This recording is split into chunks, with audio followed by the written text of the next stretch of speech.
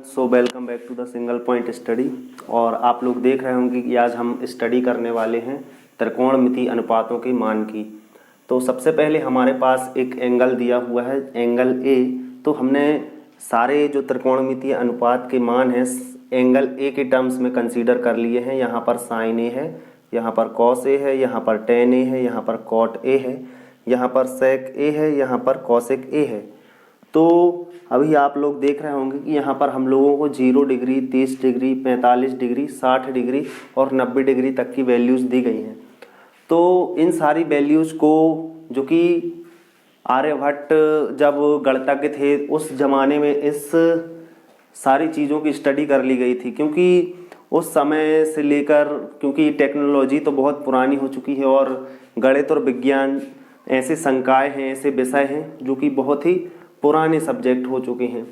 तो ये जो त्रिकोणमितीय अनुपातों के मान हैं ये सारे स्टैंडर्ड वैल्यू हैं, इनकी वैल्यू को पहले ही फाइंड आउट किया जा चुका है। तो हम एक बेसिक से स्टडी करेंगे इसके बारे में। तो सबसे पहले आप लोग देख रहे होंगे यहाँ पर कि यहाँ पर साइन ए है और यहाँ पर 0 डिग्री है। तो जहाँ जहाँ ए है वहाँ वहाँ 0 लेना है, जहाँ जहाँ ए है वहाँ वहाँ पूरे में 0 लेना है। जहाँ जहाँ 30 है फिर ए की वैल्यू यहाँ पर 30 लेना है इसके लिए, यहाँ पर ए की वैल्यू 45 लेना है इसके लिए। तो फर्स्ट ऑफ ऑल हम बात करेंगे साइन ए के लिए। तो साइन ए बोलो या थीटा बोलो या साइन बी बोलो, आप कुछ भी बोल सकते हैं। तो साइन 0 डिग्री, साइन 0 के लिए 0 की वैल्यू 0 होगी। साइन 30 डिग्री के लिए 1/2, साइन 45 की वैल्यू 1/√2, साइन 60 डिग्री की वैल्यू √3/2, साइन 90 डिग्री की वैल्यू 1। फ्रेंड्स, आप लोग देख सकते हैं कि साइन के लिए ये जो वैल्यू है लगातार इंक्रीज होती गई हैं। 0 से लेके जो वैल्यू इंक्रीज होती गई है 1 तक आके मैक्सिमम हो गई है। तो हम बोल सकते हैं कि साइन की जो मिनिमम वैल्यू होती है वो होती है 0 और 90 डिग्री के एंगल पर साइन की जो वैल्यू होती है वो होती है मैक्सिमम 1। सिमिलर वे में हमारे पास है कॉस। कॉस के लिए हम देख सकते हैं कि सबसे पहले 0 डिग्री में कॉस के लिए हमारे पास वैल्यू होती है मैक्सिमम, और कॉस के लिए जो मिनिमम वैल्यू होती है वो हमारी 90 डिग्री पर आकर 0 हो जाती है। तो आपने देखा होगा यहाँ पर मिनिमम टू मैक्सिमम वैल्यू जा रही है, यहाँ पर मैक्सिमम टू मिनिमम जा रही है। तो साइन का जस्ट अपोजिट आपको यहाँ पर करना है। साइन का वैसे अपोजिट कॉसेक होता है, लेकिन इन वाली टर्म्स में हमको जो त्रिकोणमितीय अनुपात निकालते हैं वहाँ पर हम साइन को अपोजिट करके साइन का कॉस कर लेते हैं। तो आप लोग देख सकते हैं यहाँ पर 0, 1/2, 1/√2, √3/2, 1। फिर जस्ट अपोजिट यहाँ से लिखना स्टार्ट करेंगे 1, फिर उसके बाद √3/2, फिर 1/2, फिर 1/2 और 0 का 0। सिमिलर वे में हम साइन और कॉस की वैल्यू देख चुके हैं। इसी प्रकार से अब हम देखेंगे टेन और कॉट के लिए। तो टेन की वैल्यू हम लोग जनरली यहाँ से निकाल सकते हैं कि टेन ए 0, टेन ए 30 डिग्री के लिए 1/√3, 45 के लिए 1, 60 डिग्री के लिए √3 और 90 डिग्री के लिए इन्फिनिटी या अपरिभाषित।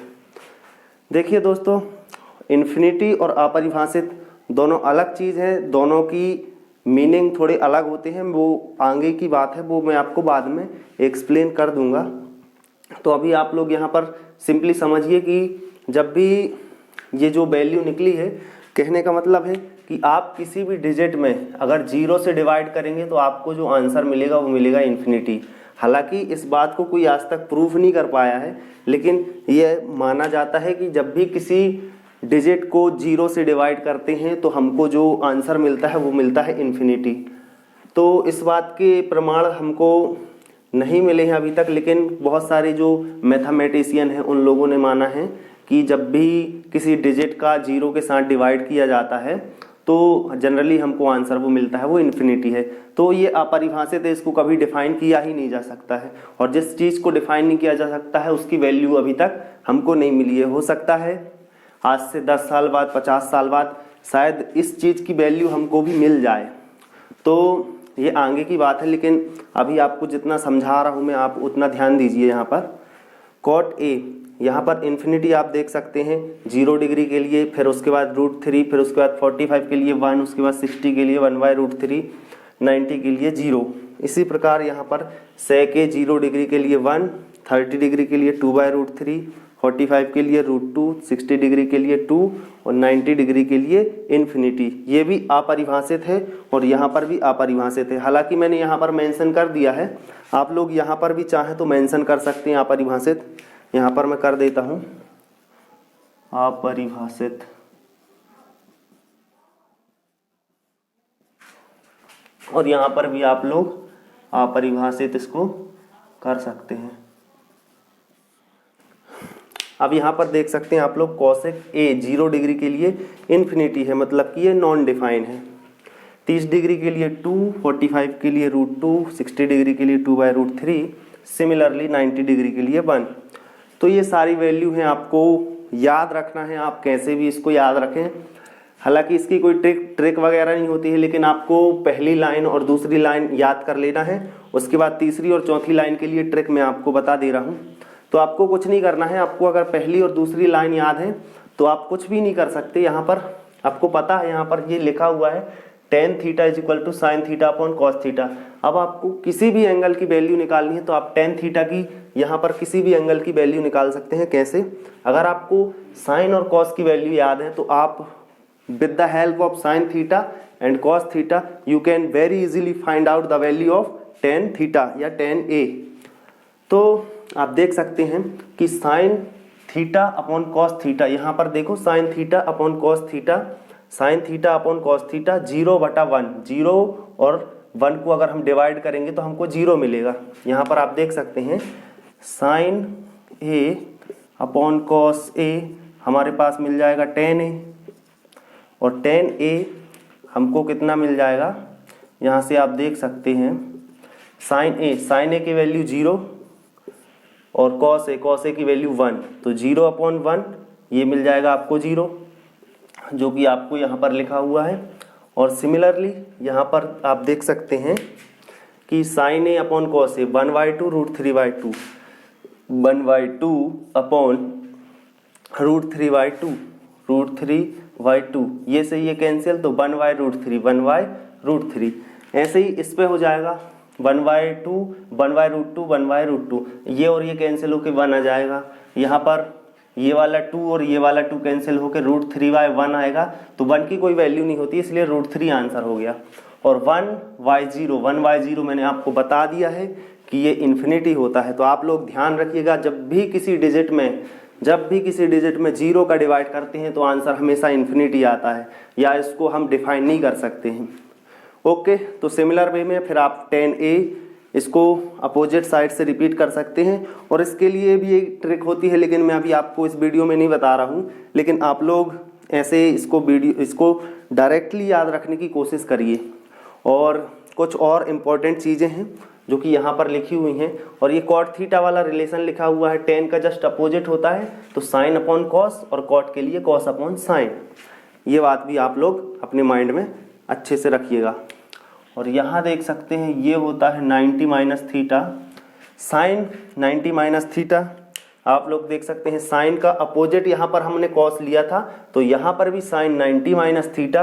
किसके टर्म्स में? जब भी हम एंगल की बात करते हैं तो साइन का अपोजिट कॉस हो जाता है, जब भी हम एंगल की बात करते हैं तो साइन का अपोजिट कॉस हो जाता है, और जब भी हम वो लंब कर्ण आधार वाली बात करेंगे तो साइन का अपोजिट कॉसेक लेते हैं। याद रखिएगा दोस्तों, साइन का अपोजिट जब लंब कर्ण आधार में हम बात करेंगे तो साइन का अपोजिट हम लोग कॉसेक लेते हैं, और यहाँ पर साइन का अपोजिट हम लोग कॉस थीटा लेंगे, क्योंकि 90 माइनस थीटा होता है कॉस थीटा।